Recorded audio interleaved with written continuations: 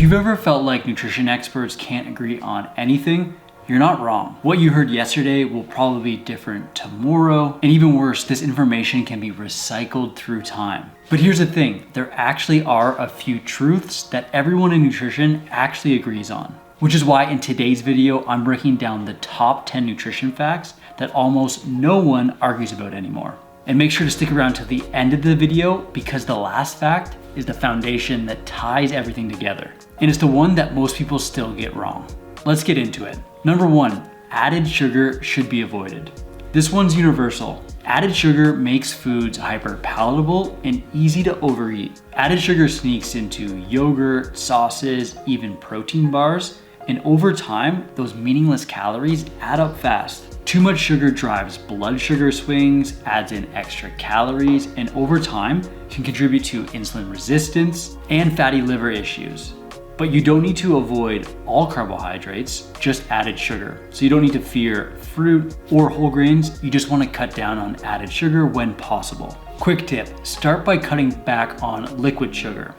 Full calorie soda, energy drinks, fancy coffees. There's easy swaps for these things that don't have as much added sugar, and you're gonna feel the difference fast. It's one of the easiest and quickest wins I see with my nutrition clients.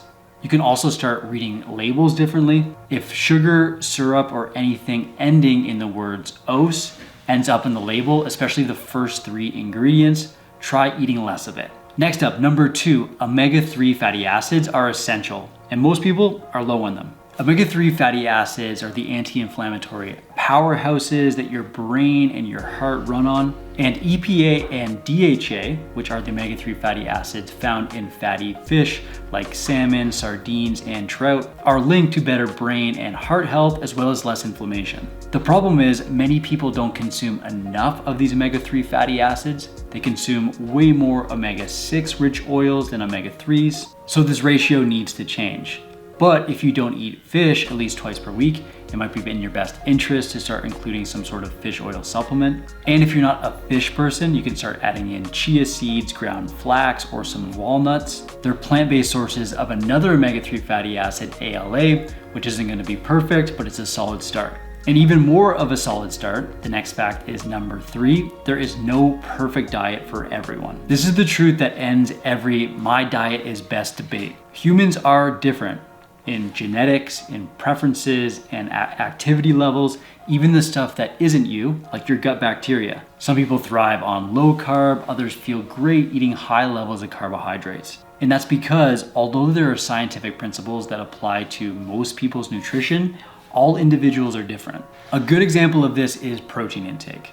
If we take a look at how much protein you need to be consuming to build new muscle and retain the muscle that you already have, it would be for most individuals between 1.6 grams of protein per kilogram of body weight to around 2.2, that range, per day based on body weight. And this is on average.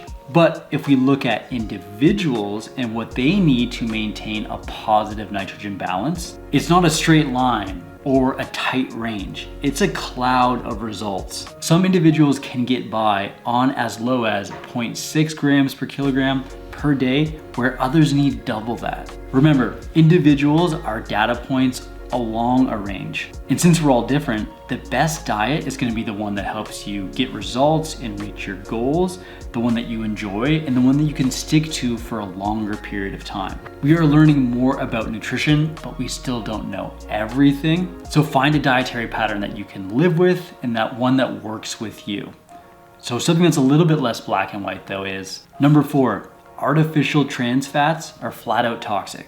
This is one of the few things that is banned across the world for a reason. Artificial trans fats are industrial-based hydrogenated oils that used to show up in margarine, baked goods, and fast food. They raise LDL, which is thought of as your bad cholesterol, lower your HDL, which is your good cholesterol, and inflame your arteries.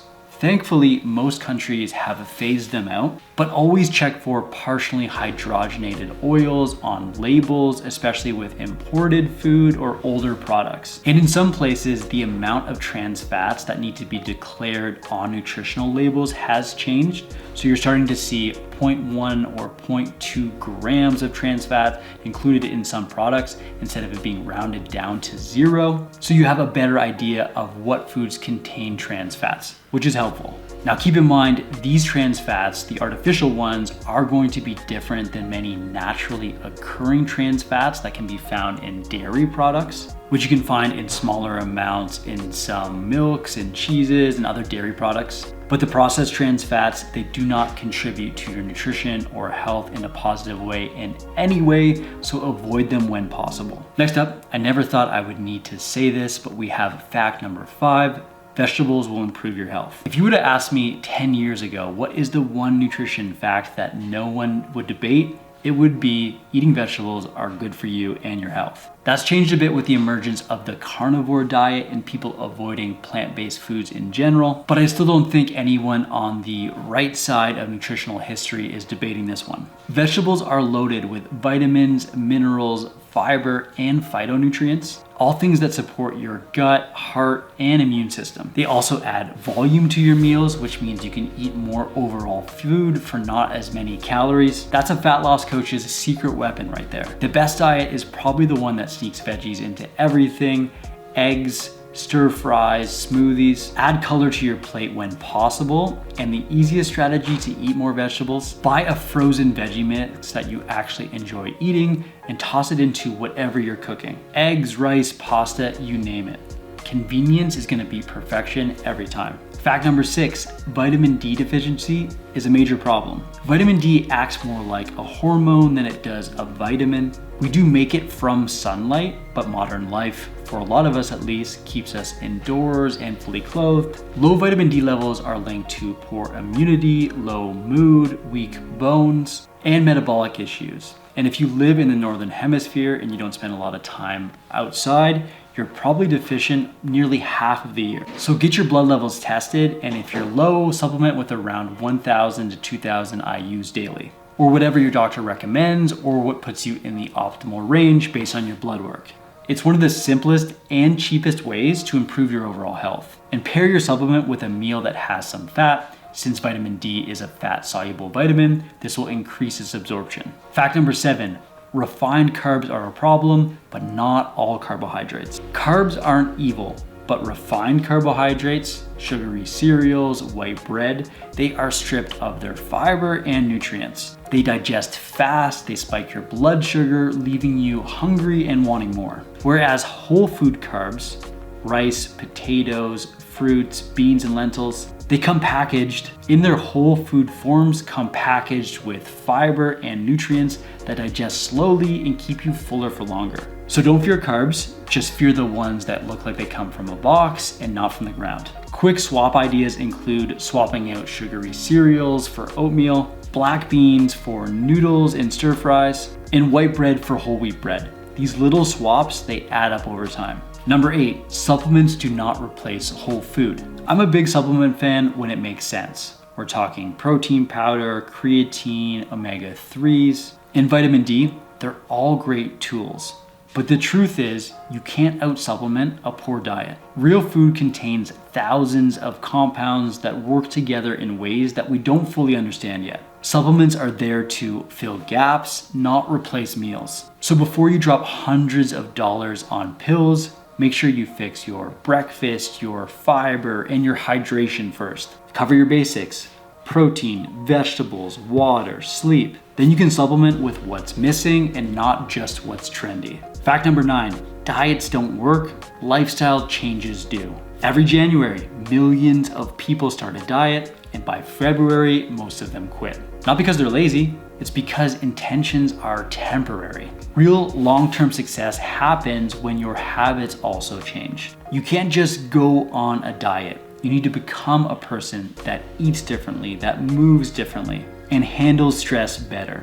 And this is what I teach my nutrition clients. Build systems, not just streaks. Now, I'm not one of those type of people that thinks just because you do something now, you have to do it forever, but focus on one behavior at a time, like hitting the optimal protein intake over the course of a day, or tracking your overall nutrition for 3 days of the week. You may actually need a total overhaul, but you're not gonna get there unless you do things that you can do for more than a day. In fact 10, unprocessed food is the foundation of good nutrition. The single biggest predictor of food quality is going to be how processed your food is. Highly processed foods are designed to be irresistible. They're low in nutrients, high in calories, and very easy to overeat. Not because you're weak, because they were designed to make you want to eat more. And the fix isn't being perfect, it's changing your dietary habits and patterns. When you build your nutrition around 80 to 90% of your calories coming from whole, minimally processed foods, lean proteins, fruits, vegetables, nuts, seeds, dairy, you're gonna be in a great spot. And then you can enjoy the rest guilt-free. You don't have to avoid processed foods entirely, just flip the ratio. Build your meals around whole foods and then start to layer in convenience. For the most part, if it looks like it came from a plant, eat it. But if it looks like it was created in a plant, eat less of it and maybe not eat it every day. And here's the bonus tip. In many cases, knowledge isn't enough. And here's the tip that almost no one talks about. Knowing what to eat is not the problem anymore. Doing it consistently enough is. You don't need another diet that's going to fix everything. You need structure, accountability, guidance, and probably coaching. And that's what I help people build. Structures and systems that makes healthy eating routine, automatic. And if you want the systems that I teach inside the Nutrition Coaching Academy, the same ones that change lives and help nutrition coaches land paying clients, check out the 3-day Quick Start Nutrition Coaching Challenge. I have linked down in the first link in the description below. And that's it, folks. If you found this video helpful, hit that like button and comment which one of those facts surprised you the most down in the comments below. And subscribe to this channel for more weekly videos on nutrition trends and the science of nutrition, as well as how to get started nutrition coaching. And that's it for today. If you enjoyed this video, you're gonna love the one I have linked up right here, where I'm gonna break down 20 years of nutrition knowledge in just 16 minutes. You're gonna learn more about that in this video I've linked up right here. So check it out now, and I'll see you in the next video.